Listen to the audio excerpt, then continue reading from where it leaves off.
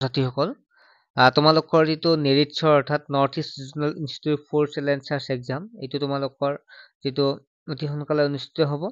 চ' এই পৰীক্ষাটোৰ কাৰণে তোমালোকৰ আৰ্হিক কুৱেশ্যন পেপাৰ যদি চাওঁ তেতিয়াহ'লে অসমীয়া ব্যাকৰণৰ ওপৰত তোমালোকৰ প্ৰশ্ন আহে, অৰ্থাৎ ক্লাছ 1ৰ পৰা যদি আমি 5লৈকে চাওঁ। এতিয়া আমি যদি ইয়াৰ ওপৰত এটা টপিক ইম্পৰ্টেণ্ট টপিক, সেই টপিক আৰ্হিক কুৱেশ্যন পেপাৰত পোৱা যায় এটা শব্দত প্ৰকাশ কৰা। ঠিক আছে, এটা শব্দত প্ৰকাশ কৰাৰ ওপৰত প্ৰশ্ন আহে আৰু আগে পিছেও আহি গৈছে আৰু আৰ্হিক কুৱেশ্যন পেপাৰতো তেনেকুৱা প্ৰশ্ন আছে। গতিকে আমি একেদিন যিমান পাৰোঁ চেষ্টা কৰিম আৰু কৰিও আছোঁ, তোমালোকক কুৱেশ্যন পেপাৰবিলাকো দি আছোঁ। গতিকে তোমালোকে যদি আটাইখিনি পাব বিচাৰে, গাইড পাব বিচাৰে, তেতিয়াহ'লে তোমালোকে চেনেলটো ছাবস্ক্ৰাইব কৰি ল'ব লাগিব। আৰু ইয়াৰ উপৰি তোমালোকৰ বাবে এখন ইবুক প্ৰস্তুত কৰা হৈছে, অৰ্থাৎ ইবুকখন 2ৰ পৰা ক্লাছ 9লৈকে প্ৰস্তুত কৰা হৈছে। ঠিক আছে, গতিকে 2ৰ পৰা 9লৈকে প্ৰস্তুত কৰা হৈছে। কোনোবা ছাত্ৰ ছাত্ৰীয়ে ল'ব পাৰে 2, 3, 4, 5 যিসকল ছাত্ৰ ছাত্ৰীয়ে ল'ব বিচাৰে ল'ব পাৰে, বহুতে বৰ্তমান লৈছে। সেই ইবুকখনত কুৱেশ্যন পেপাৰবিলাক থাকিব আৰু লগত আৰ্হি কুৱেশ্যন পেপাৰ থাকিব।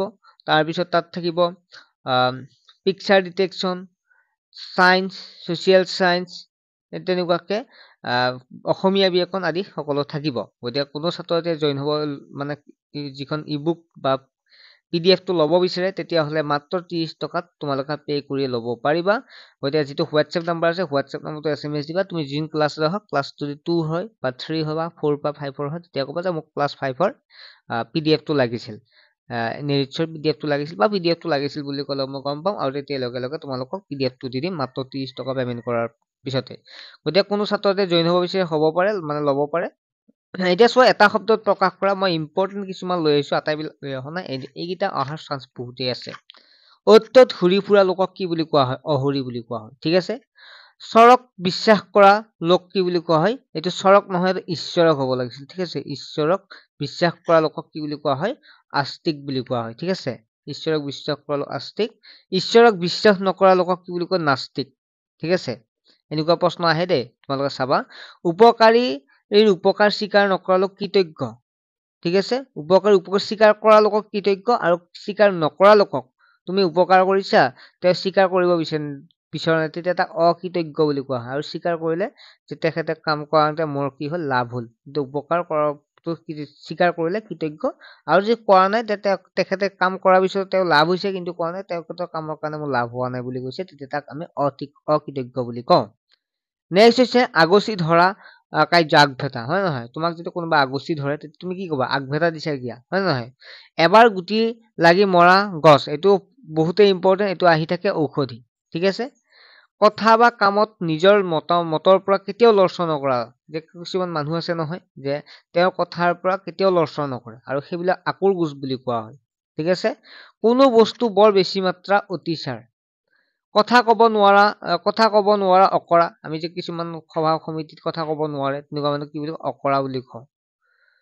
নেক্সট হ'ল আগৰ অৱস্থাৰ সৈতে নিমিলা, অসমঞ্জস। ঠিক আছে, অসমঞ্জস বুলি কোৱা হয়। আন ঠাইলৈ নিব পৰা বস্তু অস্থাৱৰ, হয় নহয়? অস্থাৱৰ, ইয়াৰ পৰা তালৈকে নিব পৰা বস্তুবিলাক অস্থাৱৰ বুলি কয়। কৰিবলগীয়া কাম কৰ্তব্য। ঠিক আছে, আমি যিবিলাক কৰিবই লাগিব, এইটো কৰ্তব্য। তোমাক বিদ্যালয়ত কিবা দিছে, তুমি এইটো কৰ্তব্য কৰিবই লাগিব, হয় নহয়? বা দায়িত্ব দিয়ে বুলি কোৱা। শৰ চালত পানী পৰা ঠাই পানী বচা বুলি কোৱা হয়। কবিতা লেখা মানুহক কবি। কাম কৰিবলৈ এলাহ কৰা মানুহক এলেহুৱা, হয় নহয়? যিবিলাক কাম কৰিব এলাহ কৰে এইবিলাক কি বুলি কয়? এলেহুৱা বুলি কোৱা হয়।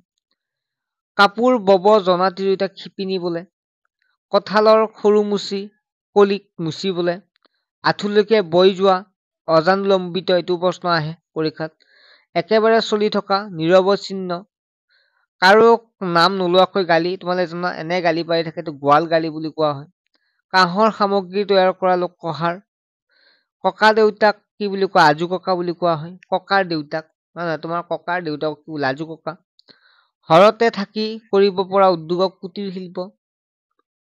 কাঠৰ কাম কৰা লোক কি বুলি কোৱা হয়? কাঠ মিস্ত্ৰী। একে গৰ্ভত জন্ম হোৱাক সহোদৰ বুলি কোৱা হয়। ঠিক আছে, সহোদৰ এইটো হ'ব হা, সহোদৰ। একে মাকৰ সন্তান সহোদৰ বুলি কোৱা হয় বা সুদৰ বুলি কোৱা হয়। আনৰ ভাল দেখিব নোৱাৰা চকু চৰহা, এইটো ইম্পৰ্টেণ্ট আছে। গৰু চৰোৱা লোক গৰখীয়া। তাৰপিছত গুৰি সৰিয়হেৰে কৰা খাদ্য কাহুদি।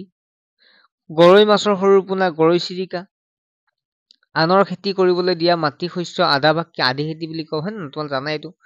আধা বয়স যোৱা মানুহ আদহীয়া বুলি কওঁ। এই সন্তান থকা তিৰোতাক কাকবন্ধা, বন্ধা বুলি কওঁ, কাক বন্ধা। একেলগে শ্ৰেণীত পঢ়া শুনা কৰা বন্ধুক সহপাঠী, একে শ্ৰেণীত পঢ়া সহপাঠী বুলি কোৱা হয়। গধূলি চকুৰে নেদেখা মানুহ কুকুৰীকণা, একে গুৰু শিষ্য সতীৰ্থ বা হৰিভকত বুলি কওঁ। খাবলৈ অনা সৰু পুলি পচলা, দানাত কলপচলা।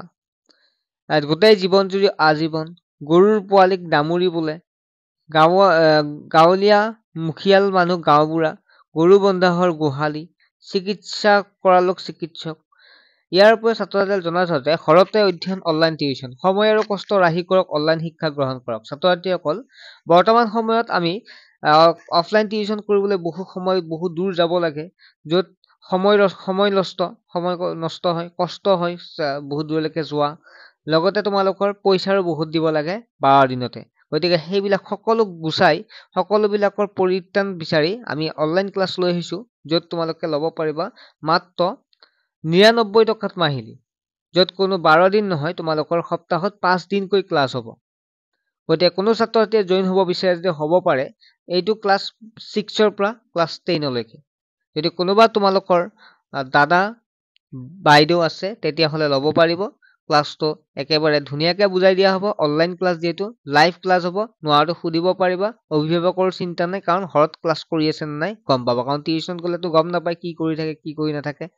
গতিকে ঘৰত থাকিলে সকলোখিনি গম পাব যে ক্লাছ কৰি আছে নে নাই। গতিকে সকলো সুবিধাৰ কাৰণে লৈ অহা হৈছে। গতিকে জইন হ'ব পাৰিব। আমাৰ 15 ফেব্ৰুৱাৰীৰ পৰা এডমিশ্যন ষ্টাৰ্ট হ'ব। এপ্ৰিলৰ 1 তাৰিখৰ পৰা আমাৰ ক্লাছবিলাক হৈ যাব। গতিকে কোনো ছাত্ৰ ছাত্ৰীয়ে জইন হ'ব বিচাৰিছে হ'ব পাৰে। যিটো নাম্বাৰ দি আছে 9394628219 SMS কৰিলে